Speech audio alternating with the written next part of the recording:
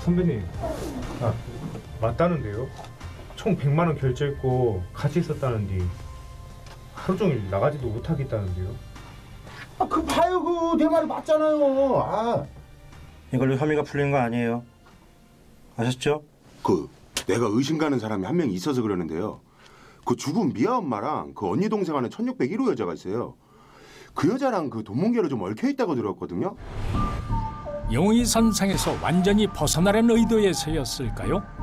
박상일이 뜻밖의 얘기를 꺼내놓습니다. 피살자 이현미와 친자매 이상으로 지냈던 아랫집 여자 선세영과의 사이가 최근 급격히 틀어졌다는 것입니다. 안 되나? 선세영, 그녀의 집으로 형사들이 들이닥쳤습니다. 그 숨진 이현미 씨랑 가까운 사이였다고 들었습니다. 아니 뭐 언니랑은 친언니 동생 이상으로 가까웠죠. 이현미 씨랑 가까우셨다면 부부관계도 좀 잘 아시겠네요. 아니 뭐 그거야 당연한 건데 그게 현미 언니 형부가 보기하고는 좀 많이 달랐나 보더라고요. 아니 사실 저도 처음에는 깜빡 속았다니까요. 아니 보기에는 되게 사람 좋아 보이는데 아니 그런 분이 글쎄 화가 나면 자기를 약간 언니가 무시하고 이런다 싶으면 막 길에서도 때리고 아무 데서나 막 때리고 그랬나 보더라고요. 내가 무시하지 말라 그랬지. 으아! 내가 무시하지 말라 그랬지. 이제 참다 도저히 안 되겠으니까 나중에 이제 별거라자 그랬대요. 여긴 뭐 미용실이며 집이며 뭐 다 언니 이름으로 돼 있으니까 뭐 언니 아쉬울 게 없죠. 그 인간도 이제 버티다 안 되겠으니까 결국에 뭐 큰딸만 달라 그래서 본가로 들어갔다 그러더라고요. 지금까지 수사 결과와는 정반대되는 이야기가 터져나왔습니다. 금슬 좋은 것으로 알려졌던 부부는 놀랍게도 별거 상태였다는 것입니다. 게다가 부부의 별거는 살인사건이 벌어진 날로부터 고작 일주일 전에 시작됐다는데요. 과연 사실일까요? 네, 저희 별거 중이었고요. 이게 다 제가 모자라서 그런 겁니다. 하지만 저희 사이 그렇게 심하게 틀어진 거 아니었습니다. 애들도 있는데 어떻게든 잘해보려고 했었다고요. 제가 그렇게 범인이라고 생각되신다면 확인해 보십시오. 제가 집에 간 건 그 전날 밤이었다고요. 경찰에 불려온 남편 조영진은 선세영이 언급한 별거 사실에 대해 일단 시인했습니다.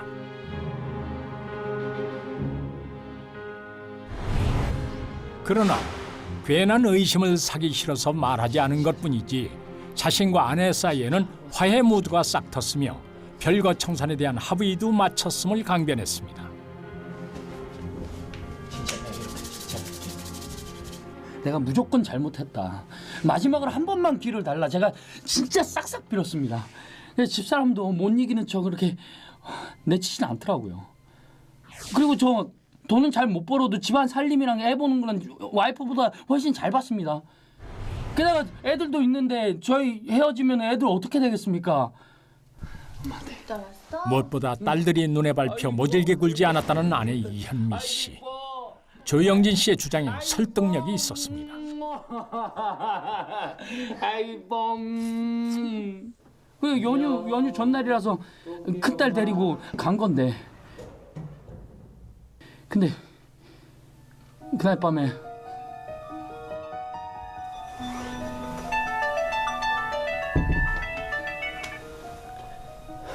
여보세요? 네. 네? 전화를 받고 달려간 곳은 바로 어젯밤 다정한 자신의 아파트. 왜? 무슨 일 때문이었을까요? 회사를 왜 이렇게 전화를 안 받아? 장모님한테 전화가 왔었습니다. 하루 종일 현미랑 연락이 안 된다고. 명절 쇠로 집에 오기로 했었는데 무슨 일이 있는 거 아니냐고 저한테 물어보시더라고요. 장모님, 아직 저희 별거하고 있는 거 모르시거든요. 남편 조영진 씨가 언급한 행적은 실제 아파트 CCTV에서도 확인된 바 있습니다. 그때까지만 해도 자신의 집 문을 열었을 때 어떤 광경이 펼쳐질지 전혀 예상치 못했다고 주장했습니다.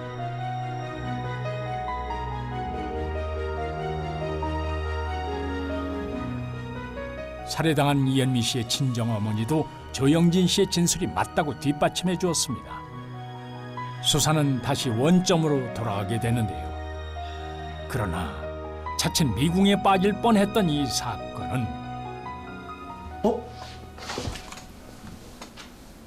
이게 뭐야? 아주 작은 단서 하나로 해결이 가능했는데요. 그 단서는 무엇이었을까요? 그 단서로 인해 경찰은 진범이 누군지 짐작하게 됐다고 합니다. 그는 옆집 남자 박상일일까요? 아니면 채무 관계로 얽힌 위층 여자 선세일일까요? 혹시 남편 조영진이 진짜 범인은 아닐까요? 고통 속에 눈을 감아야 했던 여인 이현미의 살인범은 과연 누구일까? 진범을 밝힐 증거를 확보한 경찰이 사건 현장인 아파트로 출동했습니다. 범인은 어느 집에 살고 있을까요?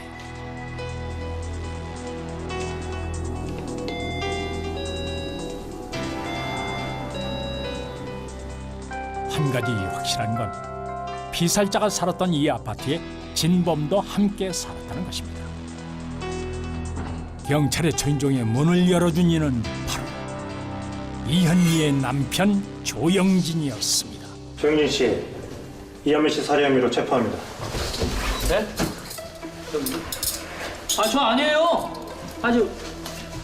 저 아니라고요. 저 아니라고요. 아시잖아요.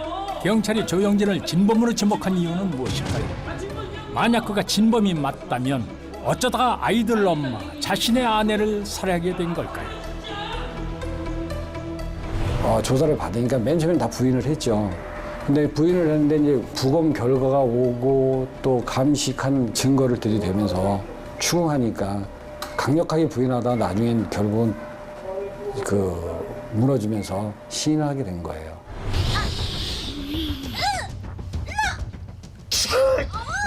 결코 아내를 죽일 마음은 없었지만 다시 함께 살자는 자신의 간청에도 불구하고 끝내 마음을 돌리지 않는 아내가 원망스러웠으며 우발적으로 벌어진 불상사였다는 것이 남편의 변명이었습니다.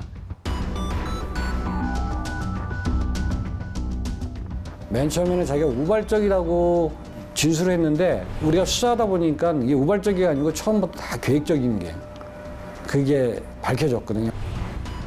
그렇습니다. 수사에 혼선을 주기 위한 남편의 계략은 한두 가지가 아니었습니다. 시신 곁에서 담배꽁초가 발견된 것도 남편의 소행이었습니다. 하필이면 옆집 남자가 버린 꽁초를 주워왔던 것이죠. 외부에서 침입한 강도가 마치 아내를 성폭행하고 살해한 것처럼 현장을 꾸며놓기까지 했습니다. 금품을 노리는 강도의 소행이며 집안을 온통 들쑤셔 놓는 일도 빼놓지 않았죠. 그러나 정말 괘씸한 것은 친딸을 범행 도구로 이용한 점입니다. 딸을 데리고 나오면서 현관문을 한 15cm 열어놓고 나갔어요.